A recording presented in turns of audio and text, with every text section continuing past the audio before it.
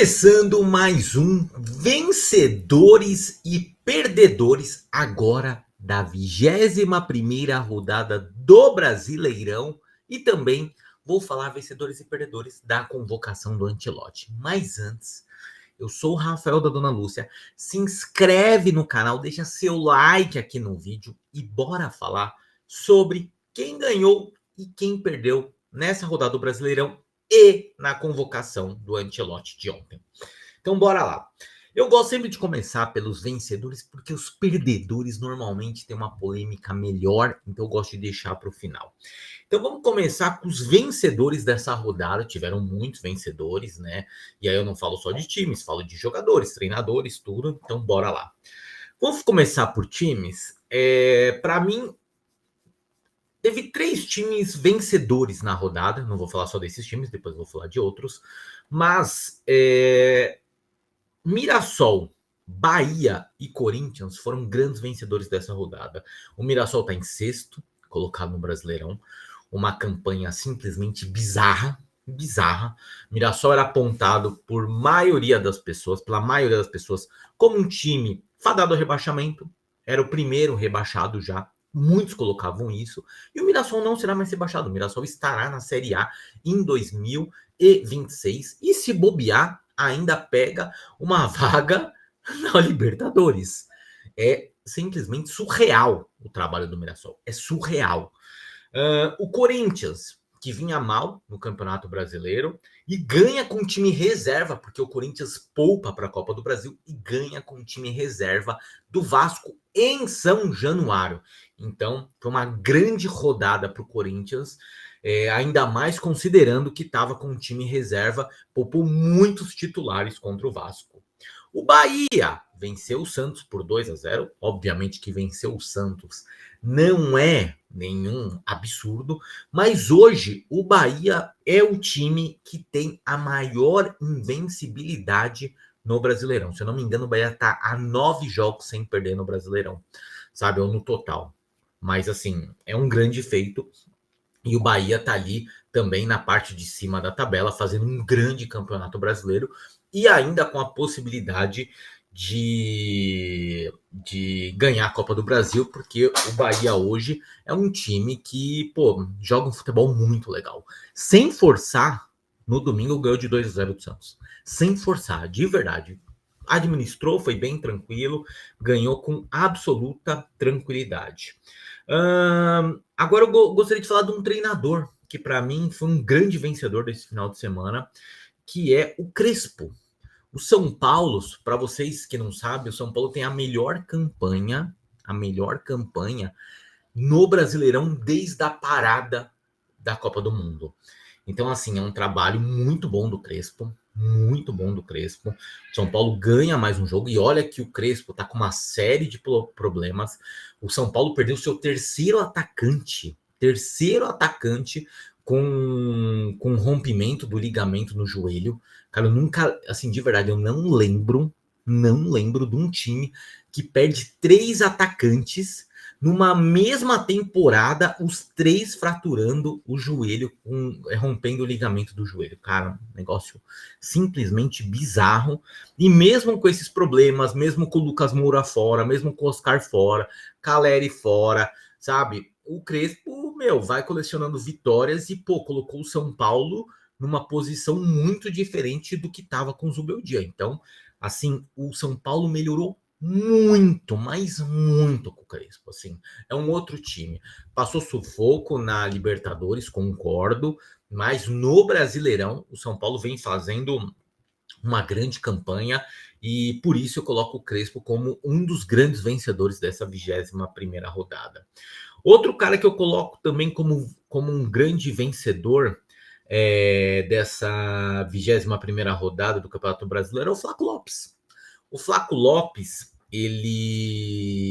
quando o Vitor Roque foi contratado, muitos colocavam o Flaco Lopes como um cara que não jogaria mais, que seria reserva do Vitor Roque e tal.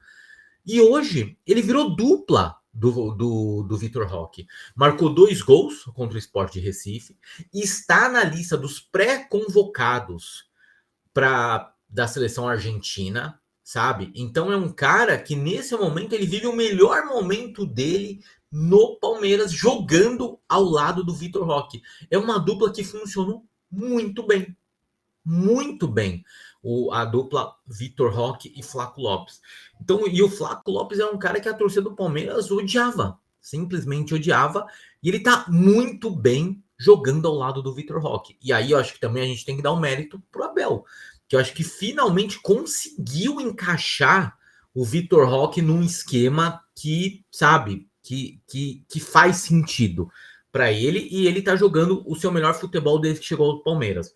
Então eu coloco o Flaco Lopes como também um grande vencedor dessa 21ª rodada, marcando 2 gols.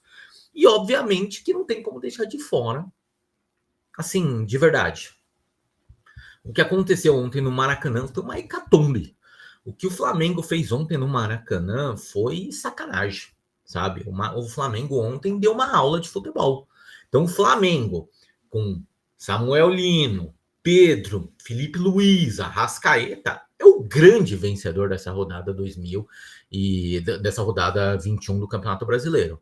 Ontem o Flamengo simplesmente deu uma aula de futebol, sabe? Existem goleadas e goleadas.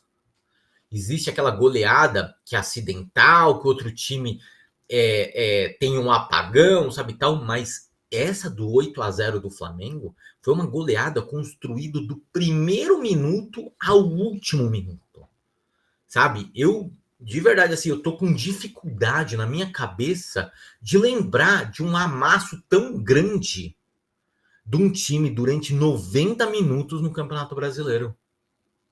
Foi um recital que o Flamengo fez ontem. O Samuel Lino, ele deu 3 assistências e marcou 2 gols. O Pedro, que, pô, há pouco tempo atrás, pô, tava todo aquele alvoroço, porque não tava treinando, porque tava mal, o Felipe Luiz puxou a orelha dele publicamente, meteu um hat-trick ontem. A Arrascaeta jogou demais. A dupla de volantes do Flamengo é sacanagem. Jorginho e Saul é sacanagem. Assim, o Flamengo tá jogando tão bem que você nem lembra que o Gerson não tá mais no time. Você não vê a falta do Gerson no time. De tão bem que o Flamengo tá. O Flamengo hoje com sobras, mas com sobras o melhor time do futebol brasileiro. Mas é sobras. Eu não vejo hoje um time vencendo o Flamengo na Libertadores. Obviamente que pode acontecer, porque é mata-mata. E não vejo um time tirando o título do Flamengo da Libertadores. Do Campeonato Brasileiro, desculpa. Não vejo. O Flamengo tá jogando muita bola. Muita bola. Se mantiver esse desempenho, essa força de vontade, essa coisa de pressionar ali o adversário o tempo inteiro, o Flamengo vai ganhar os 2 campeonatos. Porque tecnicamente o Flamengo sobra. Sobra. Mas sobra muito. E assim, a gente precisa falar um negócio. Que treinador é o Felipe Luiz, cara? Que treinador é o Felipe Luiz? De verdade. Felipe Luiz é um baita treinador. Um baita treinador. Esse cara logo, logo vai para a Europa. Então, assim, não tem como você falar que o Flamengo não é um grande vencedor dessa rodada, 21ª rodada. Assim, o Flamengo ontem deu a maior goleada da história do Campeonato Brasileiro de pontos corridos. Foi a maior goleada do Flamengo no Brasileirão. Isso empatou com uma goleada que o Flamengo fez contra o Fortaleza em 1981, há 44 anos atrás. Então, assim, o Flamengo tá jogando muita bola. Muita bola. Ontem foi, de verdade, um recital. Um recital que, assim, pô, só pra vocês terem uma ideia, eu acho que você consegue ver muito bem quando um time tá com apetite no começo do jogo. Tanto no primeiro quanto no segundo tempo. O Flamengo fez 2 gols. No primeiro tempo foi 2 gols em menos de 3 minutos. O segundo gol do Flamengo, o gol do Pedro, sai com 2,59. No segundo tempo, os 2 gols do Flamengo saem com menos de 4 minutos. Cara, é um negócio que não existe.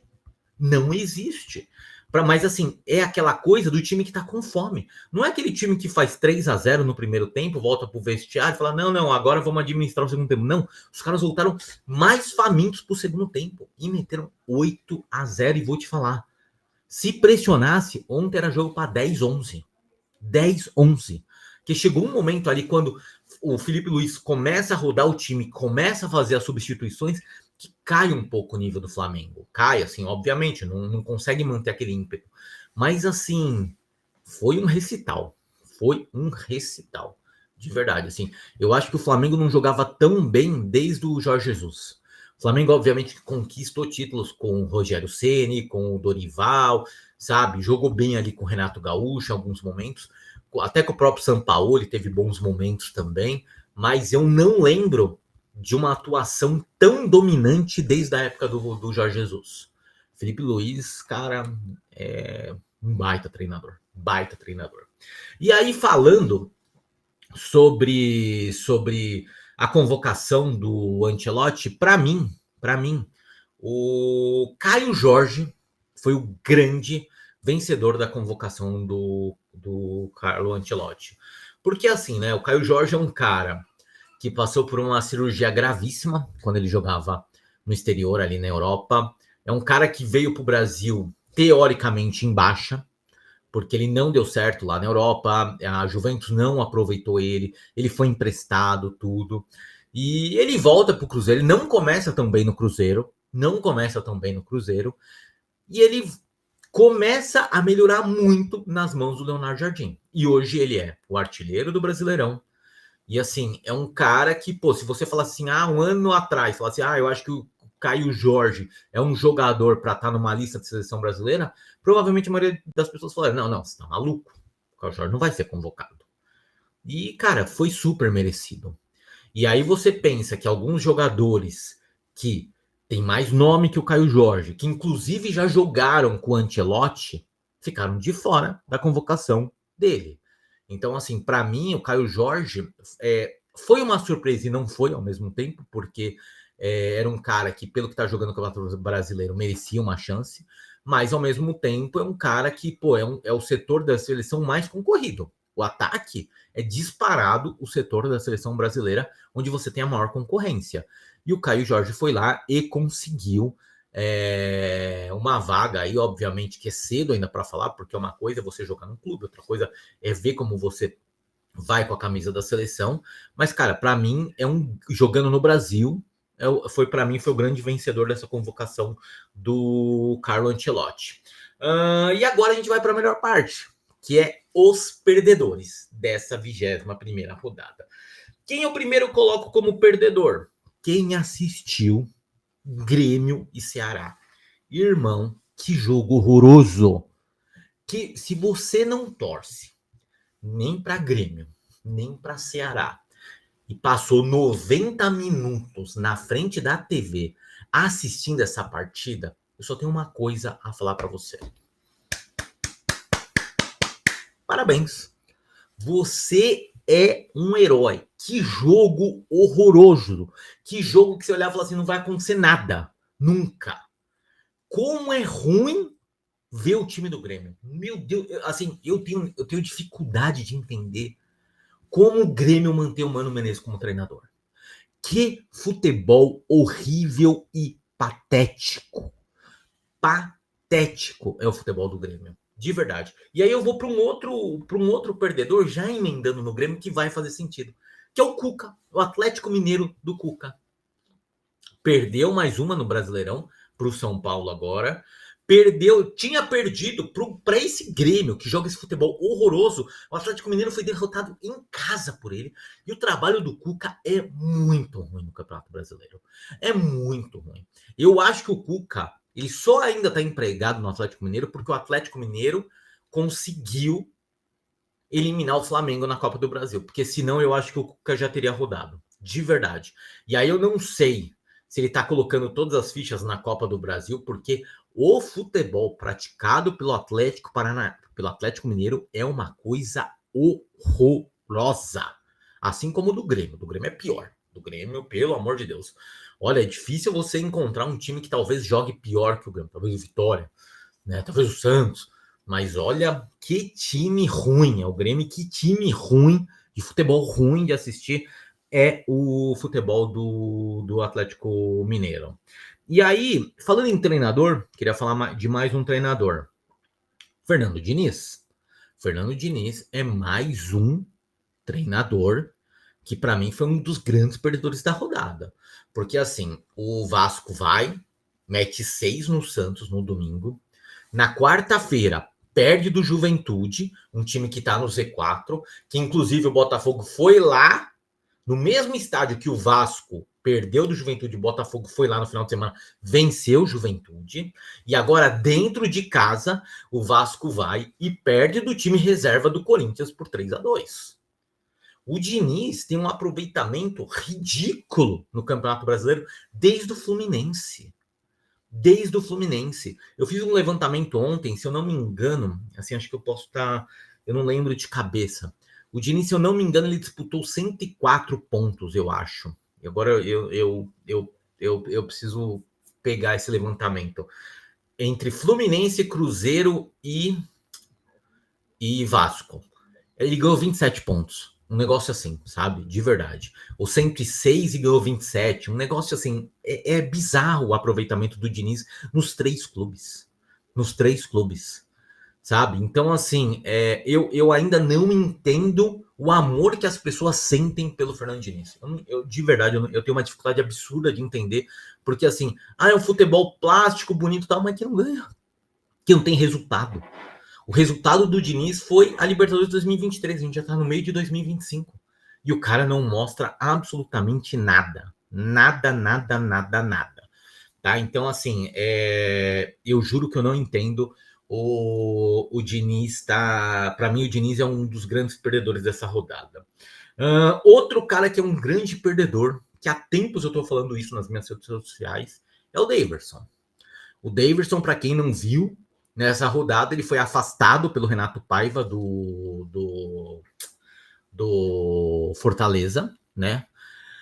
E muito em função daquilo que eu venho falando. O Daverson, ele é um cara que hoje no Fortaleza, ele virou mais um personagem do que um jogador de futebol. O Daverson se notabilizou em 2025 muito mais pelas coisas engraçadas que ele faz dentro de campo, com as pegadinhas, com assim, aquele circo que ele faz do que marcando gol.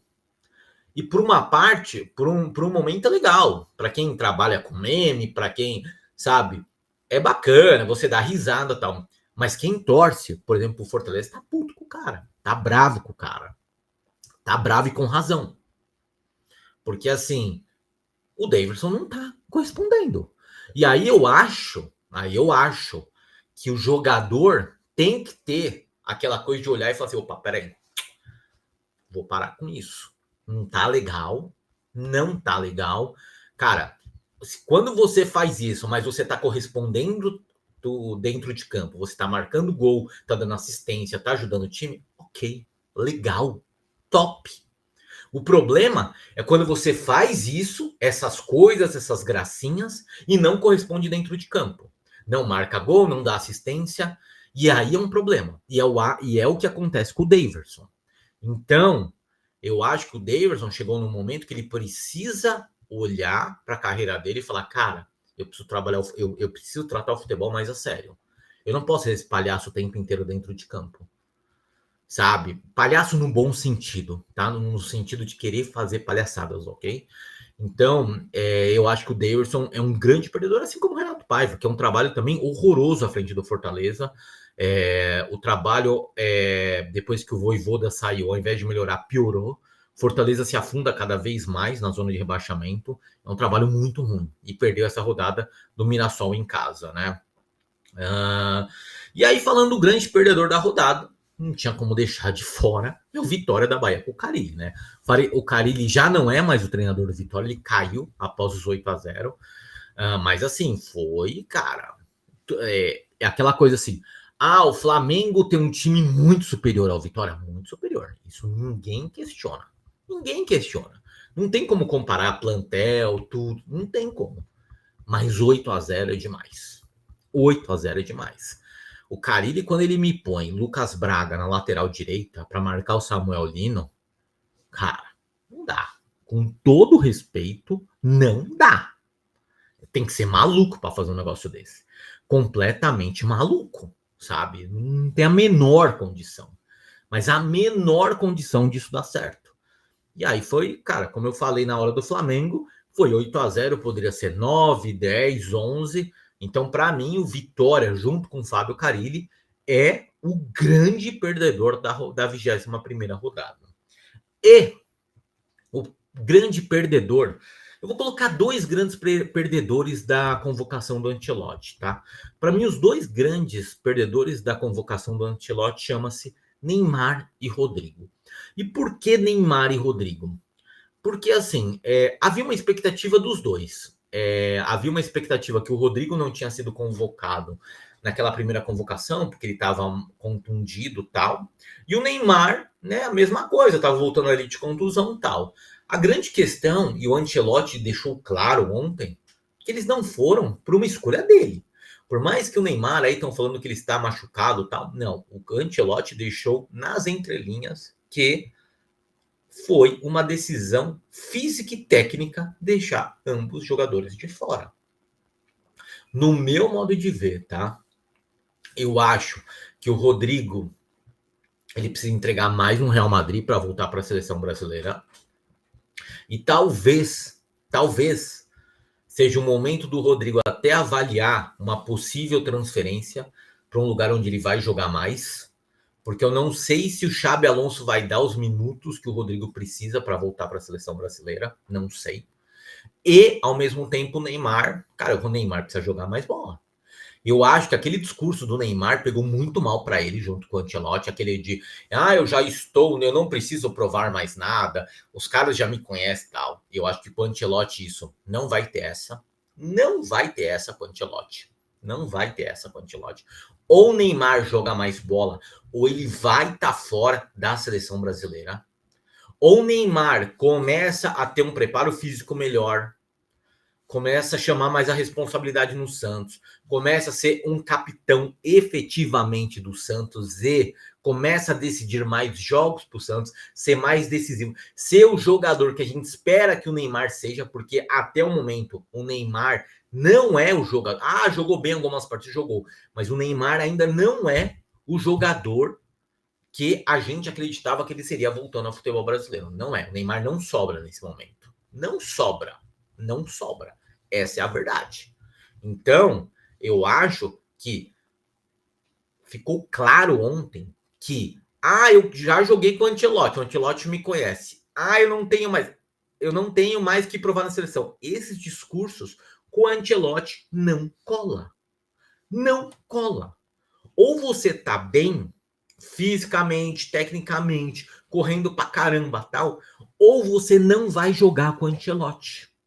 Você não vai ser convocado pelo Ancelotti. Então, acho que ficou claro ontem, para Rodrigo e para Neymar especialmente, que se eles bobearem, eles não estarão na Copa de 2026. Com o Ancelotti, ninguém vai jogar com o nome. Ninguém vai jogar porque já foi jogador do cara. Então, esses caras precisam acordar, melhorar, para aí sim merecer. Porque hoje, com o que estão jogando, nem Neymar, nem Rodrigo merece estar na seleção brasileira. Não merece. Não merece. Ok? Então é isso, pessoal. Se eu esqueci de algum, ou você acha que teve mais algum vencedor, mais algum perdedor nessa rodada do Brasileirão, deixa aqui nos comentários. Põe aqui nos comentários e aí eu respondo todos os comentários, beleza? Obrigado pela atenção e é isso. E bora!